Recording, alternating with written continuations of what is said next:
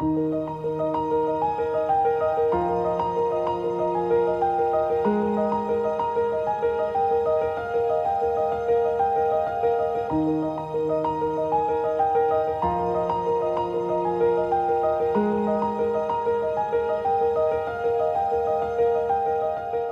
so this is quite funny. So in the past we had all those games like I believe now we have Minecraft and whatnot, and we used to have like the Maple Story and whatnot. And back then the Singapore community was very strong. So the games that we play, right, actually have a community. Now it's just, I think with the introduction of esports, that has led to everything becoming too competitive and there's no longer a social aspect. When we were young, we do not have technology like handphone or laptops. So we will always set a time to meet our friends at void decks or basketball courts just to have some activities and group bondings. But currently now, as everyone is moving on with their different phase in life, so we do not have the time to actually meet up together as often. I spend very happy days in my kampong, playing with my friends, with my kampong friends. And since the school that I went, Radman School, is very near to my house, only about 200 meters away. So I could walk to my house, to the school anytime. And I could also run back to my house during recess time and take a bit of a bite before I ran back to school. So school life at that time was very happy, very leisurely. Differences is now we have a lot of technology. So we see kids like using iPad, tablets, phone. So while eating, they are usually not fidgeting around. They are like watching their videos. So for me, when I was growing up, I hang around playgrounds and community centers to play basketball or play football. But kids nowadays, from what I see, it's the differences are technology. Those times, kids had it very relaxed. Okay, we could do almost anything, right? Of course, if you were old enough, you had to go to school. But I was not old enough, so most times we just spent time playing.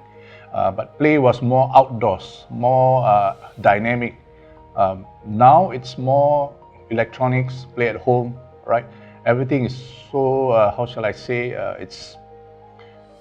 you don't mix around a lot. You engage an electronic device or you're watching something. That's basically how I think kids play nowadays. The very first time I tried calling a girl, she didn't have a phone because we were growing up. So I had to call the house phone. And I don't know why, but I decided to call her when my family was having a house party. And there were two phones in the house, one at the back, one at the front. So I picked up the phone in the middle of a party, I gave the girl a call, and I think her dad answered, but he sounded like my uncle who was always playing pranks on me. So that's a very weird phone call because I could have sworn it was my uncle and I didn't speak to the girl's dad the way I should have. But that's not something that's going to happen nowadays because, as a kid, everyone has a phone really easily and you can just text. No one calls anymore, right? I mean, I certainly feel odd calling nowadays. But yeah, these little awkward things growing up in the 90s, I think that's something that I'm going to miss. Yeah.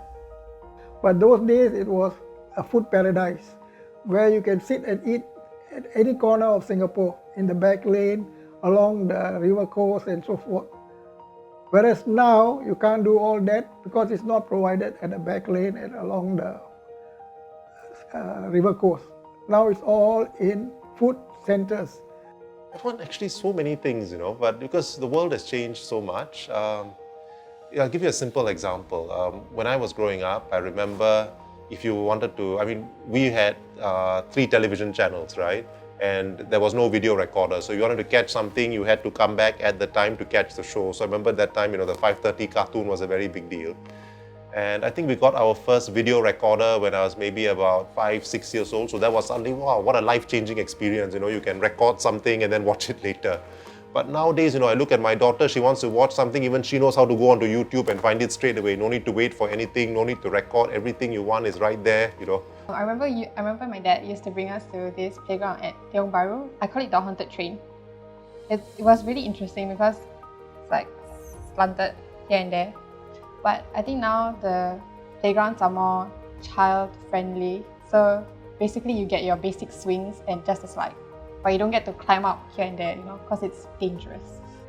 To say something very personal, when I was young, my mother would bring me to the library to listen to the Chinese storytelling. I even participated in one of the sessions whereby I was one of the characters. So now the library has since shifted to a new premise. Although the new library is a lot more advanced, high-tech and all, the feeling is just different. So I think this is the same as a lot of our daily lives, be it the infrastructure or really with people. As time goes by, there will be a lot of changes. The things might not be there anymore, but what is more important is that the memories are always with us. Happy birthday, Singapore. Happy birthday, Singapore. Happy 55th birthday, Singapore. Happy birthday, Singapore. Happy 55th birthday, Singapore. Happy birthday, Singapore. Happy 55th birthday, Singapore. Happy birthday, Singapore. Happy 55th birthday, Singapore. Happy birthday, Singapore. Happy birthday, Singapore. Happy 55th birthday, Singapore. Happy 55th birthday, Singapore. Happy birthday, Singapore. Happy 55th National Day, Singapore. Happy birthday, Singapore. Happy birthday, Singapore. Happy 55th birthday, Singapore. Happy 55th birthday, Singapore. Happy birthday, Singapore. Happy birthday, Singapore. Happy birthday to you. Happy birthday to our homeland, Singapore.